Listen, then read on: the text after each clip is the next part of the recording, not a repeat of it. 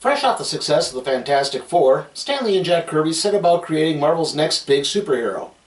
Given that the FF's most popular member was The Thing, Lee thought it would be a good idea to have another monster-based superhero. This time he drew inspiration from stories like The Hunchback of Notre Dame and Frankenstein, where he felt the monsters really weren't monsters, they were just made into monsters by the people who distrusted them. And he also drew on the darker aspects of a personality being manifest from Dr. Jekyll and Mr. Hyde. And thus the Incredible Hulk was born, and his first few adventures were collected in the Marvel Masterworks Volume 1.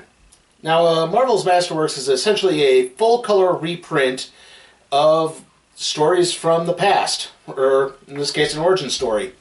Normally these things are hardcover and they retail for about $50, but this one I got at Barnes & Noble for about $12.95. So let's take a look at the first 6 adventures of the Incredible Hulk. At a military base in the American Southwest, General Thaddeus Thunderbolt Ross begins berating Dr. Bruce Banner about the constant delays in the testing of Banner's new gamma radiation bomb. General Ross's daughter Betty tries to calm him down as Banner explains that he needed the area around the bomb to be clear before the test could begin. Upon Banner's final inspection of the grounds, he notices a Jeep containing teenager Rick Jones, who was trying to win a bet. Gee, Rick, how much was dying of radiation sickness worth in 1962?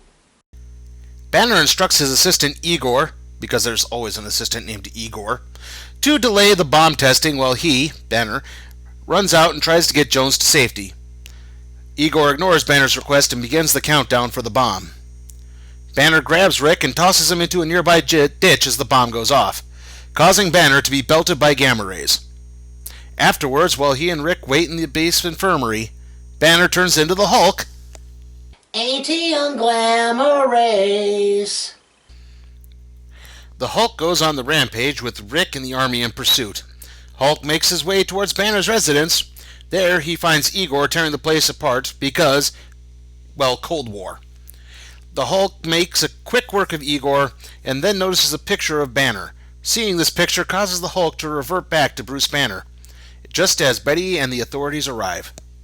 Now you may notice the Hulk is colored gray in this initial adventure. That's because in Stan Lee's original concept, the Hulk was to be somewhat ambiguous in his personality. He didn't want to indicate good or evil.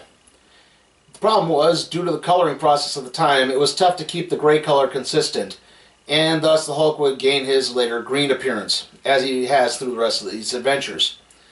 However, the Grey Hulk would eventually return as another aspect of Bruce Banner's personality. As he sits in jail, Igor begins radioing a message to his Soviet superiors. The message works his way up the chain of the command to the Soviet's chief nuclear scientist, the Gargoyle. The Gargoyle begins making his way to the United States. Meanwhile, Bruce and Rick begin looking for a place to hide before Bruce transforms into the Hulk again at sundown. Yeah, the Hulk's transformation in these first few adventures was actually triggered by nightfall. It wouldn't be the getting him angry that would be more well known in pop culture for a few issues later. However, the sun goes down and Banner becomes the Hulk once more. This is when the Gargoyle arrives and shoots Hulk and Rick with a mind-controlling pellet gun. The Gargoyle then takes the two back to Russia.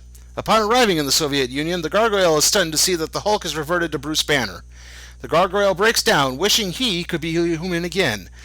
Banner explains that he has the ability to cure the Gargoyle of his deformities, and does so. In gratitude, the Gargoyle sets Rick and Bruce free, and then blows up the Soviet nuclear HQ. And that's how the Soviet nuclear threat ended in 1962. That is how the Cold War ended, right? Right? Well, anyway, The Gargoyle wouldn't appear in the comics again, but the character would actually be used later in the animated series from 1996, where he was voiced by Mark Hamill. Also in later comics, the Hulk would encounter the Gargoyle's son, the Gremlin, who inherited his father's deformities. In issue number 2, Bruce and Rick are out looking to develop a nearby cave into a containment unit for the Hulk. Upon entering the cave, the two are attacked by a race of intergalactic invaders known as the Toadmen. The Toadmen capture Bruce and Rick in their magnetic beam guns. And if Rick and Bruce were made of metal, that would probably mean something. After somehow being captured and brought onto the Toadmen's ship, Banner hulks out and breaks free, causing the ship to crash back down to Earth. Upon exiting the ship, General Ross arrests Banner for treason, believing him to be in league with the Toadmen. While being held in custody, Bruce hulks out once more and starts tearing through the base, accosting Betty Ross along the way. Eventually, Rick manages to trap the Hulk in a room where he waits until sunrise, where the Hulk reverts to Bruce Banner. Bruce then uses his gamma energy cannon, yes, he had that apparently, on the Toadmen fleet, sending them into the vast darkness of space. Afterwards, Bruce and Rick build the Hulk containment cave. Issue number 3 begins with the Hulk inside the containment cave as Rick deals with some approaching soldiers. The soldiers take Rick back to General Ross, who tries to talk Rick into luring the Hulk onto a gamma rocket targeted for the moon. Rick reluctantly agrees and frees the Hulk. The Hulk makes his way onto the rocket and is blasted into space. However, Rick has a change of heart and commandeers the controls for the rocket, where he guides it back down to Earth. Rick approaches the downed craft, believing that the daylight has reverted Hulk to Banner, except the gamma radiation from the ship has caused the Hulk to remain the Hulk. The Hulk begins chasing Rick, only to stop when Rick tells him to. Rick comes to realize that he now has some control over the Hulk. The two then fly off. Yeah, the Hulk can fly now because of...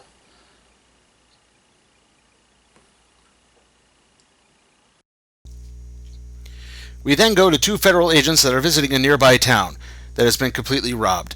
This town was one of many to suffer this fate after being visited by a particular circus.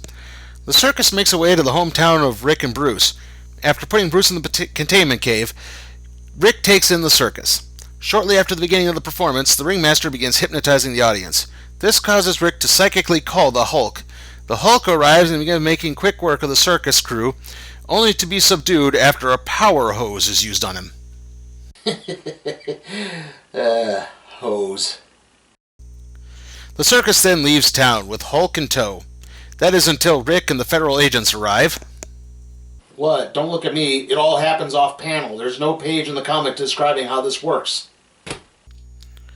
The sound of Rick's voice causes the Hulk to break free and take down the Circus of Crime. The Circus of Crime will return to the Marvel Universe on several occasions. Recently, they took on Avengers member Hawkeye in his solo series. The fourth issue has Banner discover a means to control his Hulk transformations by way of blasting himself with a gamma radiation beam. Then the Hulk takes on a being known as Mongu, an alien threat later revealed to be a Chinese super soldier. Yeah, I did nutshell this issue a little bit here, but really, those were the only things that were of significant note.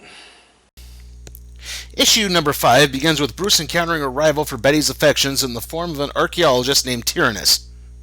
Not that Tyrannus. This Tyrannus is actually the immortal ruler of a subterranean empire. In other words, he's Namor. Tyrannus kidnaps Betty along with Rick and the Hulk and takes them underground. There, the Hulk regains consciousness and takes down Tyrannus' forces, with Tyrannus vowing revenge. Tyrannus will make a few more appearances throughout the Marvel Universe, but every time he does, he just kind of comes across as a poor man's Namor. Then the Hulk travels to Tibet to take on a Chinese general bent on world domination. Also, the Hulk is mistaken for a Yeti. That is all. Issue number 6 begins with the Hulk managing to outrun the army once more. After returning to the base and using the gamma ray gun to return to Banner, it is then the base gets attacked by a being known as the Metal Master. Banner uses the gamma ray gun to turn back into the Hulk. However, this time it doesn't completely work, as Banner is stuck with his head on the Hulk's body. Banner then puts on a Hulk mask. Yeah, I guess they just had Hulk masks lying around for use. Hulk then arrives to take on the Metal Master. Metal Master manages to catch the Hulk off guard and incapacitates him. The army then surrounds the unconscious Hulk and removes the mask, revealing the Hulk's head. Meanwhile, Rick starts the Teen Brigade because... I'm guessing Jack Kirby really wanted to recreate the Newsboy Legion. The Hulk manages to break free of Army custody and rejoins with the Teen Brigade.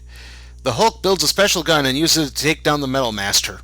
We end with the revelation that the gun was made of cardboard and not metal. And those 6 issues comprise the first volume of The Incredible Hulk. The series was cancelled due to slow sales and a distribution agreement Marvel had at the time where they were only allowed to print a certain amount of comic titles. However, the Hulk's adventures would continue. The same month issue 6 came out, the Hulk appeared in the Fantastic Four comic, and of course he became a founding member of the Avengers. The Hulk solo adventures would be pushed to the anthology comic Tales to Astonish. This is where more recognizable Hulk villains such as the Leader and the Abomination would appear. And eventually the Hulk did get his own solo series again, this time picking up for the Tales to Astonish numbering at number 106. And this is where we get to the review portion of this. Now, I've got all the respect in the world for Stan Lee and Jack Kirby and what they've accomplished in the world of comics, but I gotta give Marvel Masterworks Incredible Hulk a C. If you're not really used to Silver Age writing, these stories can be a real slog. There's a lot of kind of nothing that happens in them. Outside of the Hulk's origin and a couple of villain appearances, there's just not much. Not to mention, if you're more akin to the "you wouldn't like me when I'm angry" Bruce Banner, you're just not going to get it here. Well, with that, let's see what we'll be doing next time on the Random Trade Review.